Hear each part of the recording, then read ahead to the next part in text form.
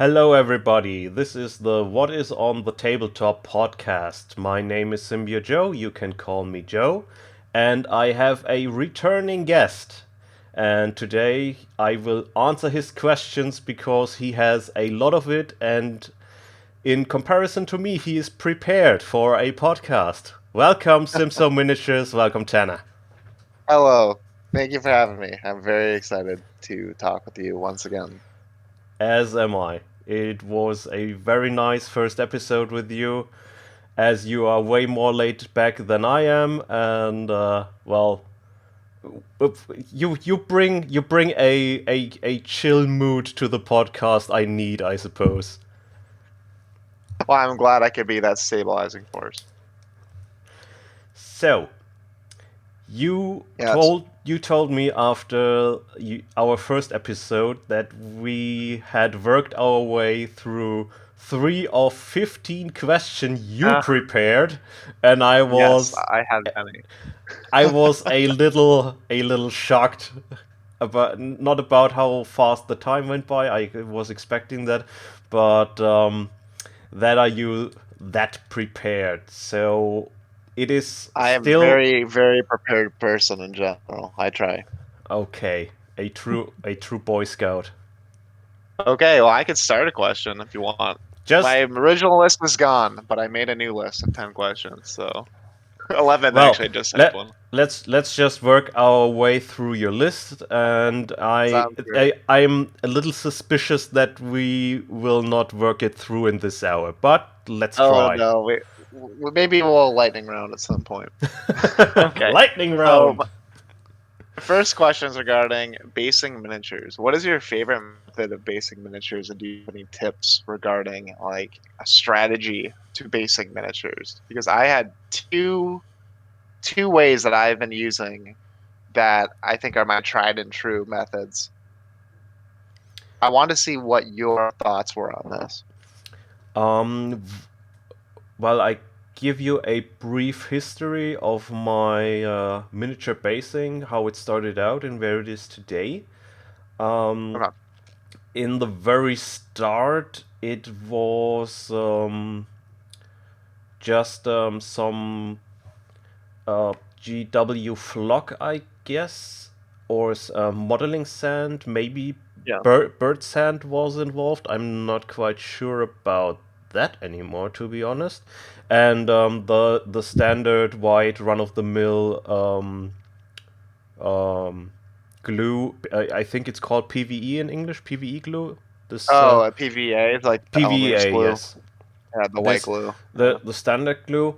Um, and there was, I think the question is, do you want to paint over the scenery you're flocking on your base, or don't you?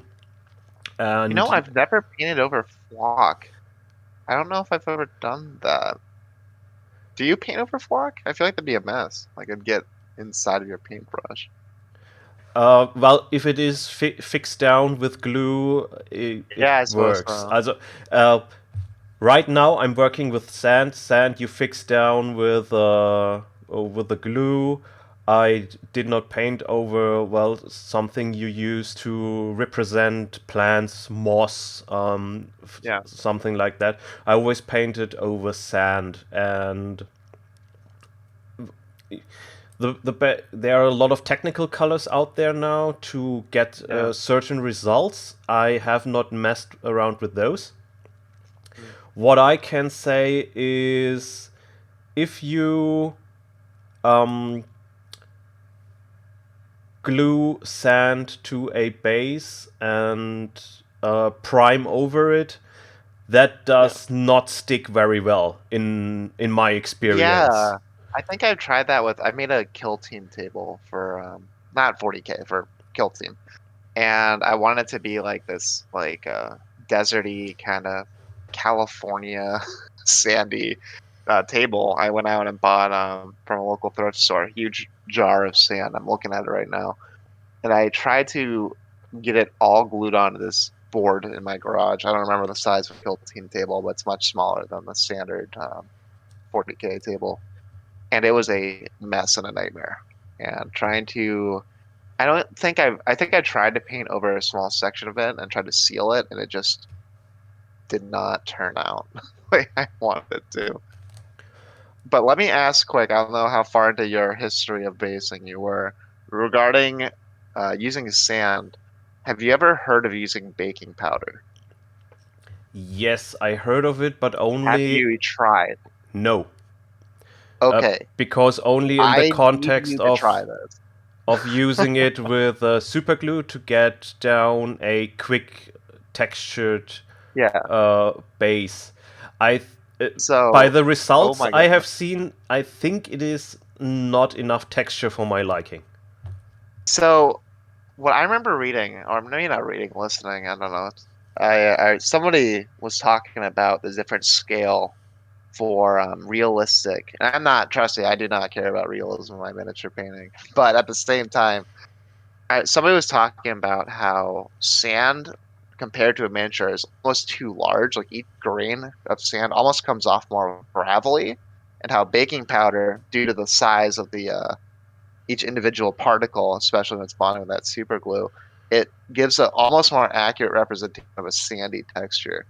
But ever since I started using baking powder and super glue for basing, it has made my life so much easier. I think every one of my fantasy miniatures, and I'm looking at them right now. I think there's, I don't know, at least 20 different ones I've done. I've tried baking powder with just about every one of them. I think other than one, I tried sand with, and that it's the fastest basing I think ever. It's literally like 30 seconds of work to get. I think a decent result. But oh my gosh, so many uses. You could use it as I use it for stone skin on one of my miniatures. I made a video game creature from Pikmin that's like golem like skin. And you The get great that gray one yep, with the it's the eyes. gray one, the I Mamuta. Yeah. just pull up your Instagram real quick Okay. so we Yeah, I can look at those. Yes, yes, I like this one, but just because of the texture and of course those big eyes that are and this pose it is lying there. It looks like there are cushions out there that are in a heart shape that have hands, so you yes. can cuddle with the heart. And I get a lot of hugging heart vibes from this creature. Yes. You know, when I made that I don't want to call it a miniature because it's not very miniature. It kind of is, I don't know. This little diorama for Pikmin, I really, really wanted to get the shape and the texture right. That's actually made out of a rock and green stuff. I have an album somewhere. It's not on Instagram. I compiled it somewhere of like work in progress pictures, and that was essentially a rock with two lumps of green stuff on top, two noodles for arms, two legs. And the funny thing is, in that sculpt, where you see it sitting on that tile, that was an accident. I set it down for a second at its feet and its torso, and not its arms done. I set it down on the tile just to see how big it was. I think I looked away for 1 second to take a sip of tea or something, and when I came back, it was stuck to that tile. I mean, it was green stuff, right? But it was like if I pulled hard, I would have like completely deformed the clay and like torn apart. So I guess it's standing there. But I think it turned out okay. Accidents, they happen. Sometimes happy little Yeah, accidents. I had had one most recently that yeah. resulted in a kit bash I did not really want to do. It was the You did not want to do. no, no, no. Uh, my one of my latest posts. It was the mentors uh, chapter guy who had an experimental weapon on his back Yeah. and some plasma gun kindish thing. I did not want to make this miniature, but I was really struggling around because what I wanted to do was a Space Marine Pax Acrylica did that Mm. looked way more like a samurai that used bits and pieces by the Ozark Bone Reapers, and that went not well. That really went not well at all. And with all my Really? experimenting around, I was just barely um, getting this guy done, and Yeah. told myself I will not touch the Space Marine Primaris Infiltrator kit again, because it is a very unsatisfying kit to work with from my perspective. Yeah. No, I think that's a 12th question, I think, is talking about kits that are a nightmare to assemble or just not fun to paint. I found a lot of I think the easy to build kits. I did some depth ones, and oh my God, I just did not have fun with those. I back then I primed white for almost every sculpt and or every every paint job. Yeah, And the green plastic that they use, the white primer would not completely cover it. And I know it's not supposed to be your base coat, your primer. You're supposed to base coat after. I don't know. I think there's multiple ways of doing it, but it just infuriated me because it was just like lime green after priming it white, and I just wanted it white. And I was too novice of a miniature painter to be able to surmount some of these obstacles. yeah, No, but but returning just to the miniature painting. Oh, sorry, yeah, no, go ahead. just returning to the basing. The Mm, miniatures, your latest miniatures, that is all baking soda and yeah, super glue. yep. Well, it It's cut. super glue and baking soda entirely. I totally can understand the statement that it looks more like sand or sand contra Yeah, sand like, because it is not. yeah, It the has a scale. very small grain. I'm Hmm. wondering if that could be achieved with bird sand, as this quartz sand is also pretty fine. I haven't used What it. what how why am I holding a bit back on this thing is I really do not want to waste my super glue on basing, to be honest, because You know super how many tubes of super glue I've went through? yeah, Way too many. Oh my I goodness. maybe I have to be on a lookout for a much cheaper super glue, because right now I Yeah, can just get it in really small portions, and I really. thought, yeah, I saw that the American market has way bigger bottles than what I'm used to. Oh So yeah. I use the what do they call it? I'm gonna grab one. It's like Loctite. I don't think it's even Loctite Professional. It's a little bottle of Loctite. One tip I'll give you quickly for super glue. I don't know what your containers look like, but in Wisconsin, they have these super glue containers that they're opaque, and you're supposed to like press on the sides to get the super glue out of. And it's this big plastic. It looks like a big plastic receptacle where super glue goes.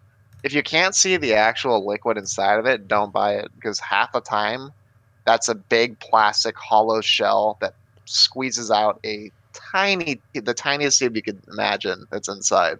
There's like no super glue inside of that big plastic thing. I've raised that problem a couple times.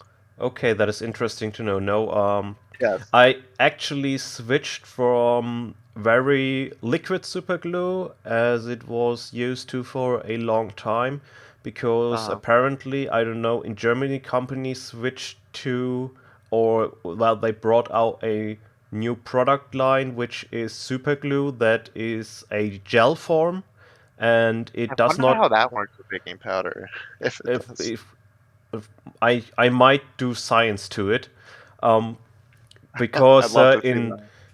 gel form you can move it around a lot Hmm. more, and it does Yeah. not dry that fast. It gets a very quick first adhesion, so to say, and then you can still move it around, and it does not lose Sounds like its a gluing nightmare. features, because it's not really dried out, but it can still hold a plastic piece in play that is a Mhm. plastic bit in play that is not Yeah. too heavy, and that is what I'm Hmm. working with right now. And Yeah, that sounds like.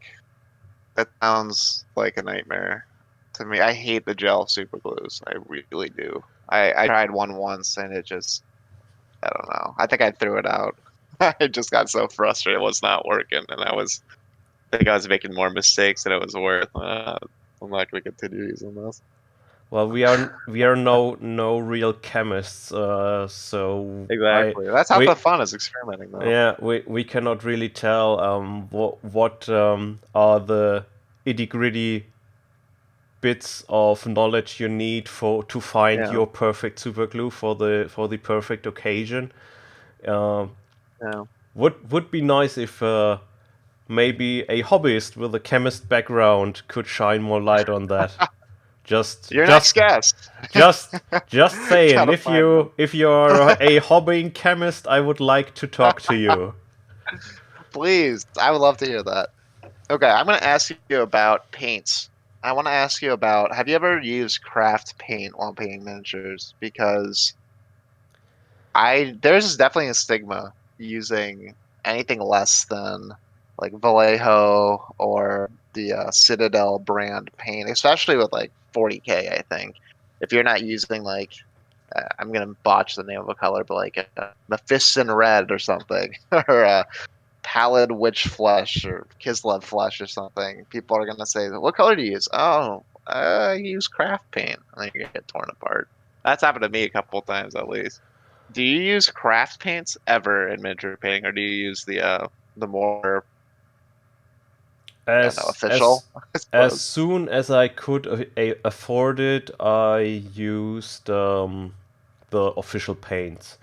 I Really? yeah, I have acrylic paints. I a big tube of white, black, and brown Yeah. because for the obvious reason, and that is terrain making, and you don't want Yep. to waste your little pots of acryl by using Yeah.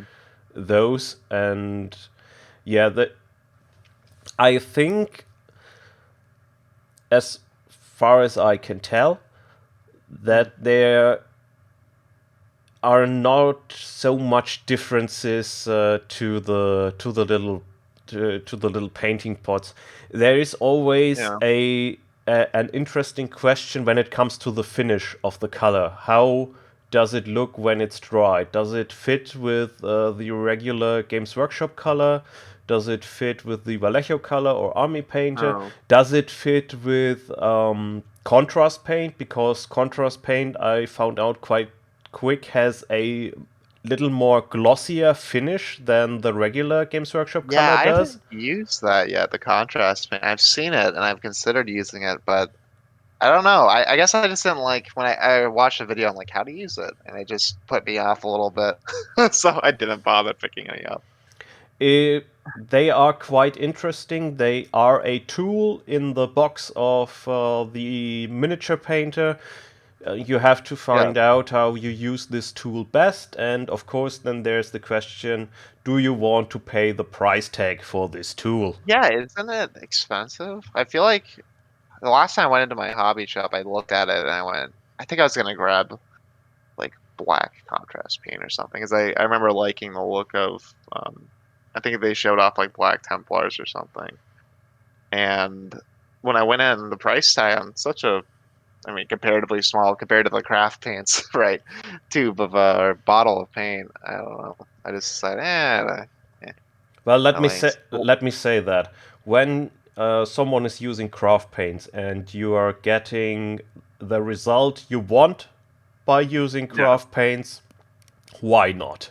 Is I'll be honest. If you look at my Instagram, I would say nearly every one of those paint jobs is using craft paint. I mean, I use like a Citadel wash and I use Ard Coat occasionally, but I don't use like the little those like little half bottles of base coat, what are they called, like the base colors and things like that. I layer color, you genuinely mean? use, yeah, layer color, yeah. Mm. I use literally the cheapest stuff you can find at any craft store, like Deco Art, Anita's all-purpose acrylic, what is the last one? Folk Art. And I don't know. I think it's fine. Maybe it's just the way that I use it. I do a lot of overbrushing and I'm kind of sloppy, I think. But I don't know. Maybe I'm just missing something. But I've Mm, seen people that spend a lot more money for paint that get. I don't want to sound like I'm tooting my own horn, but at least at my local, game shop, I've seen people that use really expensive paint to much less of a final effect, I think. if, But well, this is some proper use. I don't know. yeah, it is with all the stuff you can buy to make something. There's always Mm, the aspect and skill level of the maker who uses paint brushes and so on and so forth. And I would say um, to one part it comes down to personal preference. yeah. When I did some research into this, and there are some differences when it comes to opacity, viscosity of the colors, Yeah. which there are some differences between the different companies. And Yeah. I don't think I go on a limb when I say that no professional painter just has one brand of colors he Yeah. does everything with. As far as I Yeah. know, everyone has a huge palette from different paint manufacturers that they Hmm. are picking their favorites from. Yeah, that makes sense. And in regards to that, maybe there is a nice video of craft paints versus regular Yeah. paints out there. It, cutting corners to get a cheaper product is always a topic of this hobby. And Oh yeah, for sure. if it works, why not? Yeah, right. Yeah. Let me So ask you about pet peeves. I want to quickly jump to that because I do not want to miss this question. Pet peeves in the modeling process or the painting process, whatever. Because I have quite a few pet peeves, and I think it can quickly tilt you into getting a very bad paint job if you let it consume you.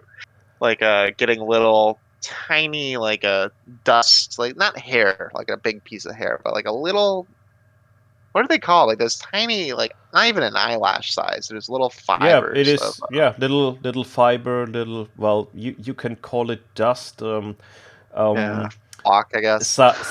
Scientifically speaking, most of dust in the house is Yeah. dead skin Ugh. flakes, and yes, um, there's a lot more attached to that fact, but I don't want to go into it Yeah. right now. Yeah. Um, Exactly. and Ugh. of course, you are wearing clothes, and these clothes are losing little of their fibers, and it makes all this big mess. I recently saw someone on a social media platform asking how people do prevent to get these little dust pieces on their models, and it is really quite a problem for me. Yes. Not so.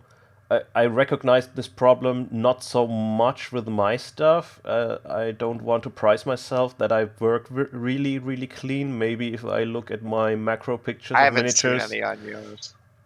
I When might I was see looking for some. your I Instagram. I know that this problem is there. It is not a pet peeve of mine, but I Yeah. recognize it as a problem. And Yeah.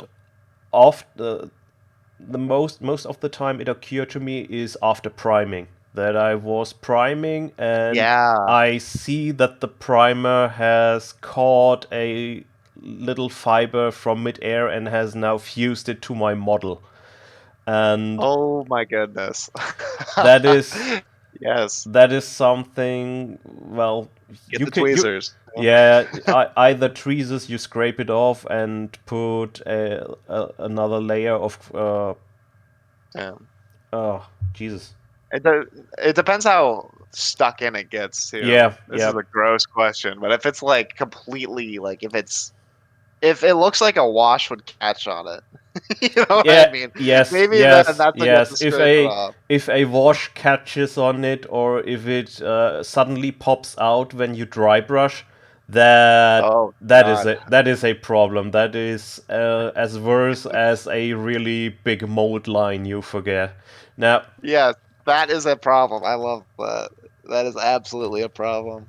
I I do not have a solution to that, to be honest. What I saw, Yeah, what an answer was to this question is just to use a large makeup yeah. brush and just get Hmm. all the dust and other stuff that Yeah, might be sticking to the miniature before you prime it. Just dust it off, and then yeah. start painting. What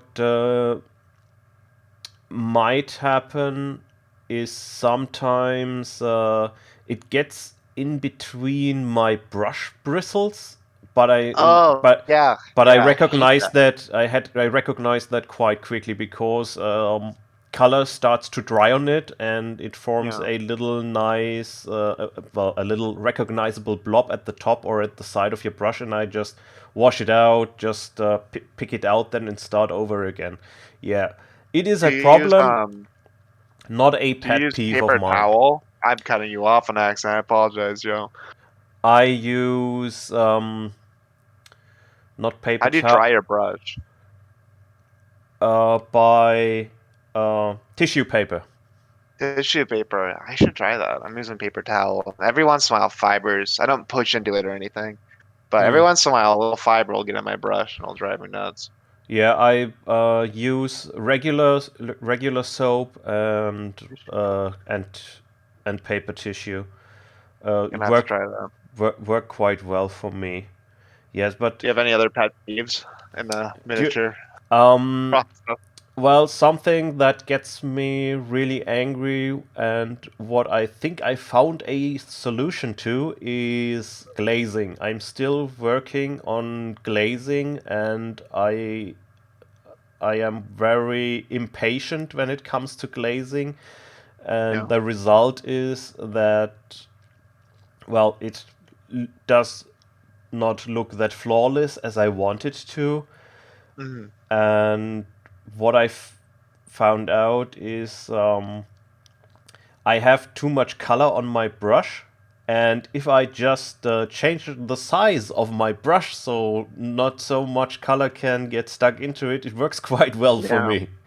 Just, Yeah, I think that was huge for me when I learned about loading my brush and like how much paint I really need on my brush, especially with fine details. I know that seems like common sense, but if you're painting an eyeball, if you don't have more than like the smallest microscopic bit of paint, I feel like you just glob it over and lose all its detail. Even if you're trying to thin it as much as you can, I found that you really, really, really need to offload that brush and get there before it dries in the air, depending on how humid the yeah, environment is that you're painting. it is a important part, and well, using a smaller brush is kind of a cheat because Yeah, I'm not really learning to load my brush. I just using a smaller brush, and it helps. It is not a perfect solution because now I yeah, cannot paint uh, a a larger portion of the model if I have to. yeah. You L- know, I think one of this just sprang to my mind. I don't know if you know of this. I don't know if it's a tip or trick or what. But when you're dry brushing, when you're trying to offload paint from your brush, get a piece of like normal cardboard and like use that to offload like excess paint because the cardboard soaks up moisture and it really helps with dry brushing. I think I've seen some visible improvements in my dry brushing due to using like a little box or something. It's just some kind of like little piece of cardboard next to me when I'm doing it. It genuinely helps. I'd give it a shot if you need if you're not getting the product you want with your dry brushing. well, Just ordinary corrugated cardboard. when it comes to dry brushing, a real pet peeve of mine is the inconsistency of colors.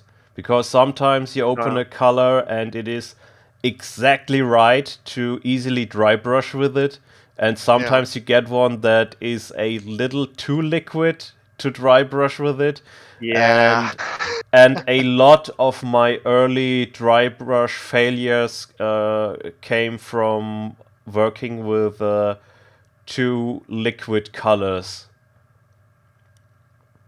I see. Yeah, too moist. Yeah. I think my earliest dry brushing failures were when I didn't wait long enough for the base coat to dry, or at least the last coat or the last dry brush, and you see the paint like peeling, not super far, but like Oh yes, noticeably. yes. If you're That using bothers me. a very brush with very hard bristles, that can Yeah. happen quite fast and does not look good when the brush rips off No. the initial color, the initial layer of paint. Yeah, I think that's an understatement. It doesn't look good. It looks horrendous. Now, I want to talk to you a little bit about, the Citadel wash bottles, or what are they called? Shades? Like Null oil and everything? Now they Those are tall called shades. bottles. Yes. Whatever. Those bottles, they piss me off. I hate those bottles. They are so tall and thin. They're built to be knocked over by your hand. Have you spilled a wash before? Uh, I think yeah, in the last episode, not in the Oh, last did we episode, but talk about that? we talk about that, about hobby mistakes. It was my first one was purple ink, but that was the old second Yeah, edition yeah.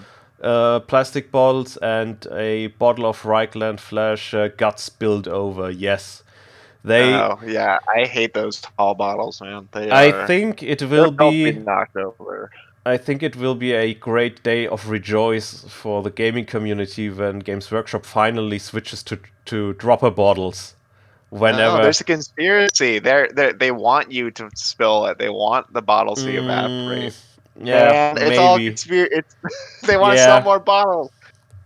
yeah. Oh, yeah. They went through several iterations of different bottles, but now that competition is eating away on their color sales, maybe I'm just. gonna say no. I'm gonna say they're never gonna change. They're gonna be stalwart Uh, on their position of all awful bottles. I have to sticky tack them to the table because uh, I've knocked over.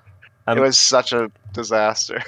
a man can hope. What I Yeah, recognized with the shades washes Games Workshop produces now, in yeah, comparison to the earlier shades, they have a different finish, because really. if you use too much of the current shades, you Mm. get a really grayish, chalky finish, and that does not look like the color at all you are painting. I And think that might also be due to this just happened to me with Nolan Oil. I think it's continuously getting more and more because I mean you put your brush into the pot. I don't use a dripper bottle to separate my I should be, but I don't. I just put my brush into the pot of Nolan Oil when I'm getting more. And I know some people separate into a little, palette or something just because they don't want to, I don't know, dip their brush in the pot of paint. But that does happen where it gets really gray. It doesn't stay black, and your wash gets this muddled gray color. It doesn't quite, at least for Nolan Oil. I don't know about any of the other washes. Reichland Flash does it too. That Oh, happened okay. to me. And the earlier inks, they did not do that. They had a very dark and glossy finish if you used too much of them, but it Yeah. did not turn gray. I don't know exactly what is going on there, but I think maybe it is an agent that breaks the surface adhesion that you Oh, don't huh. want in a wash. Maybe it is that, but Yeah, that is it's something leaching out of the paintbrush when you go back in the pot, I think. I'm not sure. At least in my case. I think that's what I chalked it down to. something is going on there. Next Yeah, question. something. Next question. Oh, have you used any of the gloss washes? I want to ask quick before we move to a completely different question. Because I accidentally bought an Nolan Oil gloss pot. No, I have And when I not. hit a miniature with that, oh my God, it did not turn out. I don't even think I put that one on my Instagram. I'm looking at it. It didn't turn out that bad, but it looks like it was a pink skinned like it's a jumbo imp Ral Partha miniature. So it's this kind of like chubby imp. I didn't post this one, but I had this very pink, very pretty paint job. I think I really liked it, and I want to do a very light wash just to get all the flaps and folds. It kind of looks like a great unclean one, very small though. And I didn't realize that I had an oil gloss. And when I went over the miniature with that, it looked like he rolled around in literal oil. It came. I knew it was gonna be glossier, but it it like it looks like you would want to put this over lead belch or some kind of metal to give it like that really oily, disgusting finish. And I don't know. I'm on the fence. I'll have to send you a picture of this miniature at some point. Please do. But yeah, I will. I'll send you a picture of it. But my next question, apart from washes and the horrible bottles, um, let me ask you, what do you do when hobbying feels like a chore? Do you power through, or do you just take a break? I think a lot of miniature painters have different approaches. Volume. I figured out that I'm quite unable to get back into industrial painting miniature after miniature, same step, painting line. I can do 4 miniatures at once quite well. Really? Maybe 5, but anything that goes above 5, it becomes terrible, unmotivating to me. Yeah, I think batch painting really killed the enjoyment of miniature painting for me for a long time. That's part of the reason why I'm doing like these out of production sculpts now, because when I was painting, I think painting grots broke me. I was trying to get That as much variety as I could. that seems like a They do a pretty combination good job. They give you different heads for those. that wears you down. Yes, yes. Yeah, Uh, I painted 100 and some grots, and yeah, it was. I know there's orc players who are gonna scoff at that. I painted 8,000 boys in one night. I know, but Yes, there are techniques and shortcuts, and of course, I play Tyranids. I know yeah, what it means to paint a lot of miniatures, but yeah, now that I don't have to, I really struggle with that, which is um, in part too that I'm not dry brushing that much anymore, yeah, and I'm really working on learning techniques that are more clean yeah. and well, more popular, so to say. Mhm. And yeah, with my Tyranids, I searched for a color scheme that is quick and easy, and I love the outcome. And after I found that, I just Yeah. pumped those gaunts out until they were done. I think it was uh 60 gaunts, 12 Raveners, and some Gene Stealers. I think about 16 to 21 Yeah. Gene Stealers I did before, so my army was tournament ready because the tournament switched to only painted armies. Yeah. Yep. Yep. Yeah, batch Are painting. those guns monopose? I mean, I have a Tyranid list, but I do all spore pods or spore mines, so I don't know about those Gaunt sculpts. Yeah, back in my day, there were no spore pods. Spore mines have been in the Tyranid Codex back in the original. They had bivores and spore mines. I Yes, know this because but I yes, have one.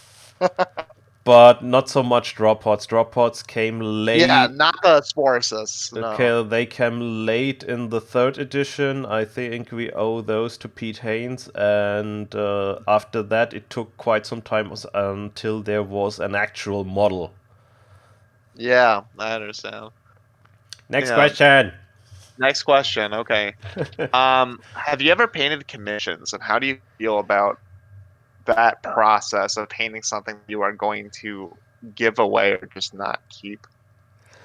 It's quite enjoyable. I'm doing it. Really? Yes, in the very start of my hobbying career, so to say. I was still in school. Some of my school friends were asking me to do commissions, and I did that. Well, I only charged them the price of the colors, Yeah, yeah. and it was quite enjoying. I I have think that's the way to go. Is the friend to friend commissions? yeah. The friend discount price. I don't. Yeah, I think that's the way to do commissions. Honestly. I'm not looking into doing commissions for a living, and I did not take any commissions so far. I was not asked for it because Yeah. I think the people who commission, they really go for the high end painters to get what they want. Yeah, yeah. I did a couple commissions when I was playing 40K at a shop before COVID and everything. I had a very, very polite individual ask me about commission, and I that was the first time I did a couple commissions, but specifically he was a Necron player. This was before the new Necron update, and he wanted me to paint. I think they're called Immortals. They're like the floating ones. They have like the big flat bodies and little torsos in front. Destroyers? No, destroyers. Yeah, I don't the know. destroyers. That is gotta be. And They are flying, yep, yep. centaur looking. Yes, I was thinking of that. I didn't want to say Centaur because I thought I was the only one that saw that. But yes, they are the Robo Centaurs. And when he asked me to paint these, he was a fine miniature painter. He put out very, very solid paint jobs. But he asked me just to do them black with a little bit of silver and purple eyes. And I said, I think this is going to take literally an hour of time. It's gonna be a prime base coat, silver brushing over the small minuscule parts you want silver, and then just three little purple dots for the eyes. Yeah, and he paid me like probably the price of the sculpt, and I said no, I don't want. I think I told him I do not want this much money for this this commission. I'm not trying to sound like a hero or anything. But he said, "No, you're taking the time to do this, and I want you to." He was very That is very kind. gentlemanlike about Yeah, that. yeah. It was, but I told him, I said, "I think you can do this yourself. I don't think you need me to do it. You have time." I was like, "Yeah. Why do you want me to do it?" And it did take like maybe an hour or two of time and like Well, super little effort. And that's not because I was a good painter. I mean, I was maybe in the very beginning of me painting miniatures for the first year. And I some don't know. sometimes when you have an army, I speak from own experience. No. There are models in that army you might need for a competitive list, but you Yeah. have no intention at all to paint these. And Ah, I see. maybe he wasn't really into painting destroyers. I painted a new Yeah. heavy destroyer because I really, really wanted to paint it, and I gave it as a gift to one of the members of my current role playing group. He is a Necron Yeah. player, so I kept it in the colors of his dynasty. Very, Yeah. very, very simple, but I just wanted to paint it, and there are definitely miniatures out there I do not want to paint. And maybe I talked Yeah. about this in our first podcast, I'm not You might 100% you might sure, have touched on that. Yeah. that Yeah. sometimes I kit bash a miniature, but then I have no motivation at all to paint that miniature. I really Yeah. sometimes despise to paint miniatures I kit bashed, and I had a lot of joy kit bashing them, but I really have no interest after that in painting them, which is a really strange feeling to me. I'm Yeah. not really I used can to that. imagine. Yeah. I had somebody we were just talking about my that Pikmin Mamuto sculpt miniature, the rock golem heart hugging guy you were talking about. Somebody asked me to make them one or if I was selling it. And they were asking me what price I would do for it. A very polite individual. And I told them genuinely I don't think I could make another one and I don't want to sell this one. I said I just don't feel that like even if he commissioned me a really, really, good price, I don't think I'd be able to put out the same quality again because it just took so much out of me to do one. I don't know. I think that commissions are very draining. Maybe there's some people that thrive to paint for others, and I especially those that I think it is a want really high quality jobs. I think it is a psychological quirk of me that I'm much more invested in work I do for others than for me. Oh, okay. Yeah. I talked to Freud about that. Huh? Maybe. Next question. Quick, quick. Okay. Yes. I will. I'm going to look at I think we got through 5 questions, but I'm going to look and see. So what here. what Oh, is let me clear my burning throat. under your nails? Yes. Okay. So the last couple, I guess they're talking points. The questions or talking points I had were spray primer mistakes, but we talked about that a little bit. Yes. Stripping miniatures, eBay rescues. What do you use as a painting handle? Have you ever left a miniature half painted? And what kind of music do you listen to while miniature painting? Should we like lightning round them, or do you want to talk about one in depth? I think we can talk those out, or do I? Your call.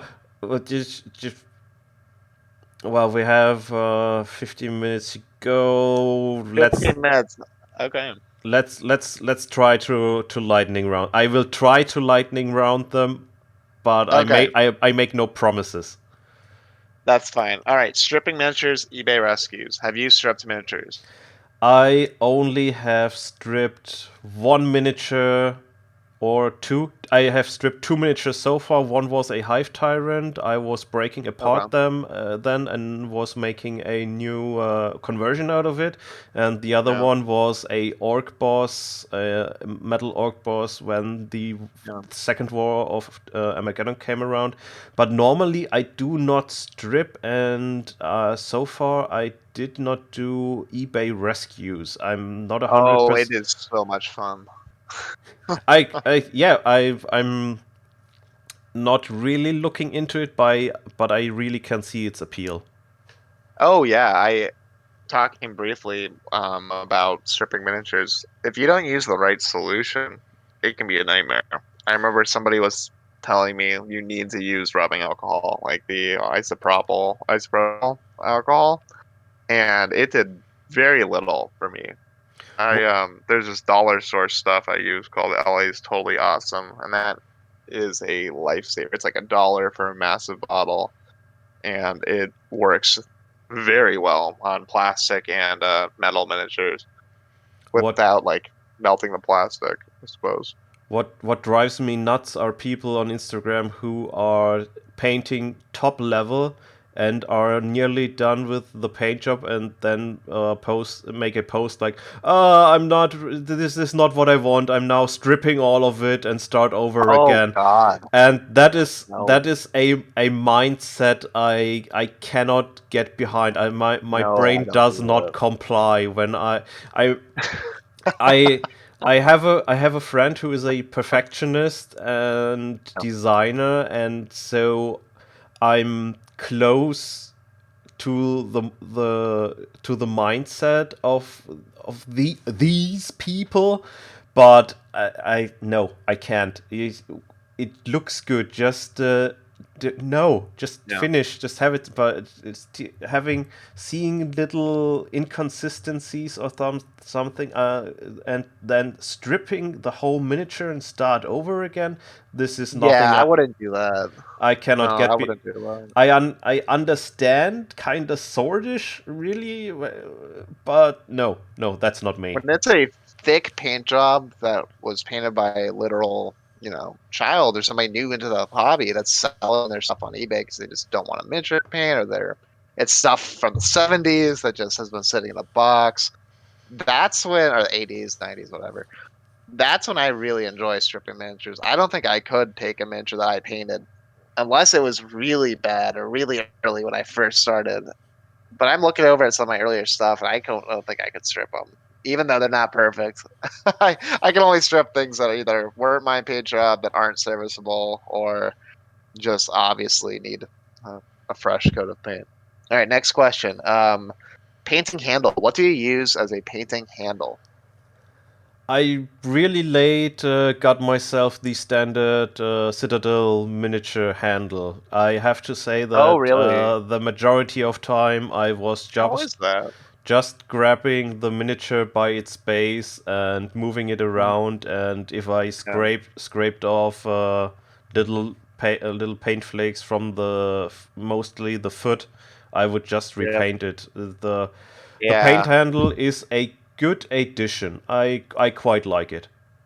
I use a I use like a craft paint bottle with sticky tack on top, and oh my God, it was a game changer. Because some of those bases I had to repaint the black rims because either I primed them white previously or because for whatever reason the bases just were not black, and I needed it to have that smooth finish, and I kept like chipping that paint off the edges of the base. I held it by the base. Enough was enough. I used a little glass paint bottle. One of my friends gave me. It's there's nothing in it. There's dried paint at the bottom, but it is the best paint handle. Very best. Okay, next question. We're lightning rounding. Have you ever left a miniature half painted? Yes. Just half painted and sitting there. The It is on my Instagram. I put it up real quick. The Chaos Terminator was waiting for a paint job for over 10 years. Oh my God, It was 10 years. sitting in one of my drawers for a very, very long time. I, the reason why it got stuck there was because it was shortly before my big hobby break, Yeah. so I did not have any motivation to paint it, Mm, and it was down there forever and ever and ever. And yeah. I had a Chaos Spawn model, which I had Mhm, even longer waiting for a paint job. I did that first, but yeah.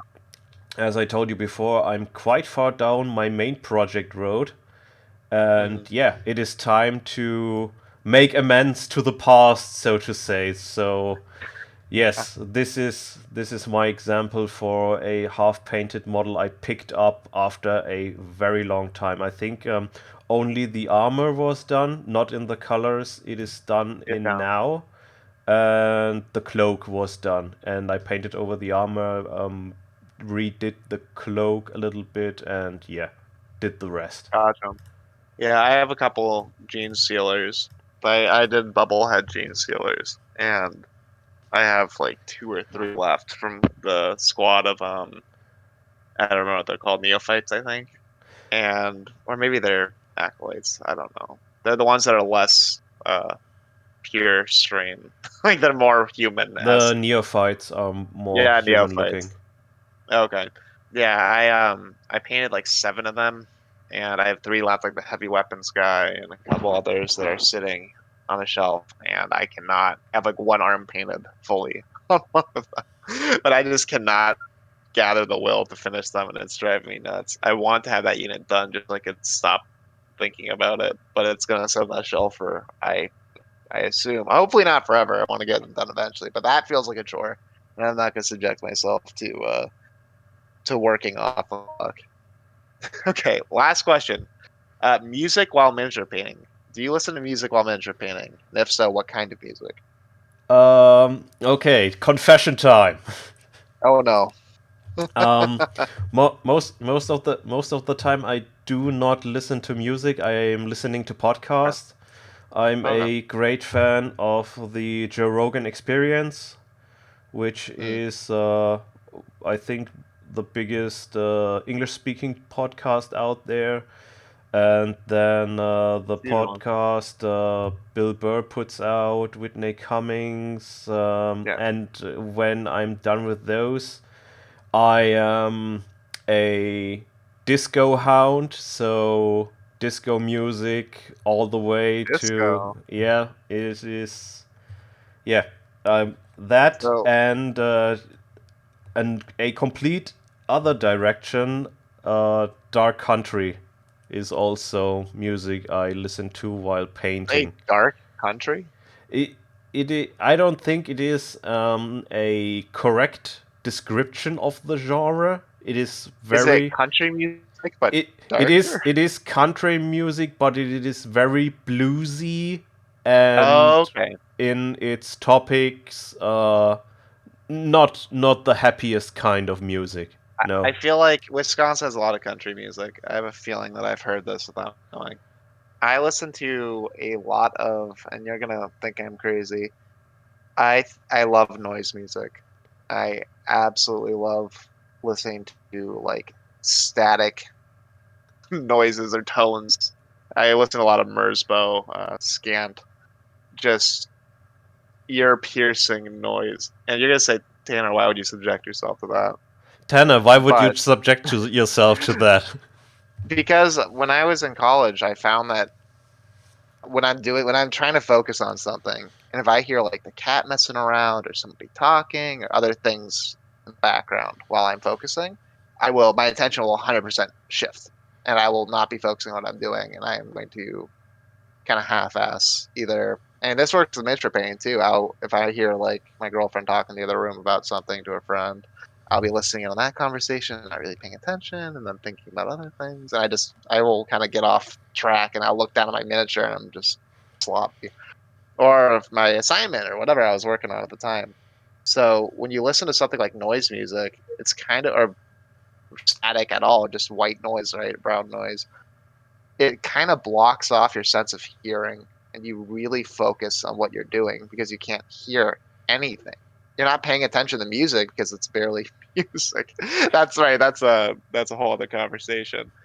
But it really, after you get over the fact that you're listening to static or just, tones, it's really beneficial, I think, especially in something like miniature painting where you're going to be sitting there for a long time and just focusing and getting in the zone. Yeah, I also listen to normal stuff. But I think noise music with miniature painting goes hand in hand. I implore you to give it a shot someday. You gotta use earbuds, you don't drive anybody nuts. I guess I I'm more on the side of using music there, not Yeah. well. To disco music, obviously very happy, very light tunes, and I'm just using that to keep the motivation up. So Yeah. No, that makes sense. That ju- makes sense. I, I can understand you that you want well, a noise in the background you are sure you're not concentrating on, and your brain just says, "Oh, okay, that is not important. I just switched it up and keep the concentration on the painting." I can understand that. Joe, I don't. I want the noise in the foreground. I don't want to focus on anything else. I don't want to hear anything. I don't hear a door shut if it slams next to my head if I can avoid it.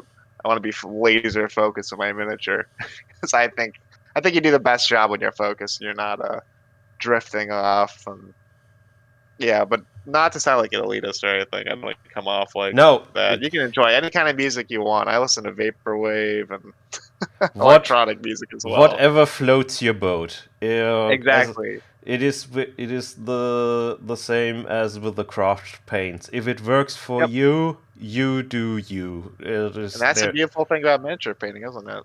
How many Yeah. different ways approaches are. You're always learning something new. Yes. And doing a little foreshadowing, I will have someone soon as a guest who has a very unique style of miniature painting, and I like it quite a lot, and I want to get into it. And yes, that is a little foreshadowing for to I'm one of excited. the next episodes. As a listener, I am very, very excited to see that episode. Or hear, you know what I mean? Well, so I pull miniatures up occasionally to get the example or to show something Yeah. off. Um, yes, most of this is dedicated to listening, but as we are using a visual medium to express ourselves, or yeah, the pictures should be involved. I'm very much looking forward to it. I think that's all my questions. We got through 11. We got through 11, and also we got through an hour. So Oh my gosh. yeah, again, we did it again. So I think next time Tanner is on the show, we might talk a little bit about modeling, I suppose. I look forward Uh, to it. as you said to me that you liked one of my underwater gene stealers Yes, very and much. had a few questions about my process concerning those. Yes, green stuff especially. I would love to learn your process with green stuff. I think you are a burgeoning master with green stuff. I, I do. the well, it, my title would be novice. It is Oh, you you're too kind. you can actually get to a lot of good got lot of good results with the right tools and Oh, a medium amount of patience. So I guess we can do that, and maybe something else comes up. I mean, there's so much to talk about. We are just I just keep it short because I think 1 hour is a good format. It is not too long, not too short. I think it's Also, perfect. you have that feel of you get kind of a cliffhanger rich ending Yeah, there, and also people know that now 1 hour is over. What have you done in that yes. hour? I hope painting. Yeah, you probably base code to something. Maybe Yeah, base. I thank you for your time. Oh, my time isn't worth much. You're doing Don't you're doing. Don't sell yourself short. You're worry. doing uh what well, it was a blast. It is appreciated you doing this with me, and I'm looking forward to talking to you again. Oh, very much so. I'll be the co-host if I need to be. I love being here. Goodbye, everybody. Absolutely.